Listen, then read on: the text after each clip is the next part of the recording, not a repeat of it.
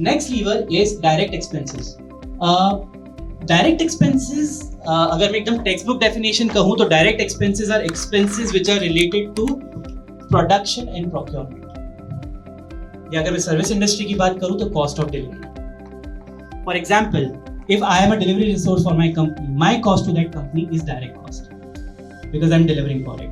So या फिर freight की बात करूँ, अगर मेरा मटेरियल आ रहा है, if there is a freight involved, transportation charges मैं पे करता हूँ, so that's a direct cost. ये कॉस्ट इनकर किए जाते हैं to make the sales.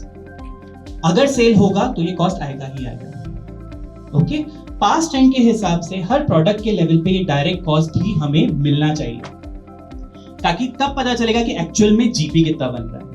For example, मैं दो रॉ मटेरियल मंगाता हूँ. एक रॉ मटेरियल मेरा पास से आता है, एक रॉ मटेरियल मेरा दूर से आता है. सो अगर मैं परचेज प्राइस देखूंगा तो मेरा पास वाला मुझे लगेगा कि ये सस्ता है, सॉरी दूर वाला लगेगा कि मुझे सस्ता है. पर जैसे ही मैंने डायरेक्ट एक्सपेंस देखा कि यार उसके अंदर में ट्रांसपोर्टेशन बहुत ज्यादा जा रहा है, so that became a deciding factor कि मुझे पॉसिबली डिफरेंशियल लेवल पे देखा जाए तो पास से थोड़ा महंगा खरीदना बेहतर है. ओके, यहां पर एक और टाइप की डिसीजन मेकिंग होती है, वो होती है लीज वर्सेस बाय. अगर मैं ये कहूं कि आपका जो फ्रेट, जो आप ट्रांसपोर्टेशन इनकर करते हो, अगर मेरा वॉल्यूम उस केस को जस्टिफाई करता है तो क्यों ना मैं खुद की गाड़ी डालूं. Not typically in this business, but this we have done in a TMT business, जहां पर ट्रांसपोर्टेशन एजेंट का भाव नहीं बैठ रहा था, खुद का गाड़ी डाला तो ट्रांसपोर्टेशन कॉस्ट नीचे आ गया.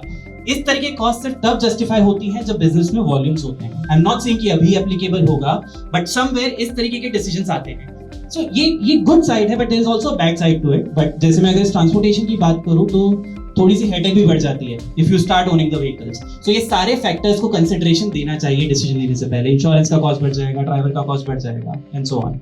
सो जब आपके पास में प्रोडक्ट लेवल बजटिंग, किस एम्प्लॉय को किस डायरेक्शन में भागना है, कितना सेल करना है, क्या भाव पे सेल करना है, अगर वो आपने दे दिया, then your numbers are in order. अगले साल का ये टारगेट, जीपी टारगेट फिक्स हो जाना चाहिए कि अगले साल में इतना बनाऊंगा.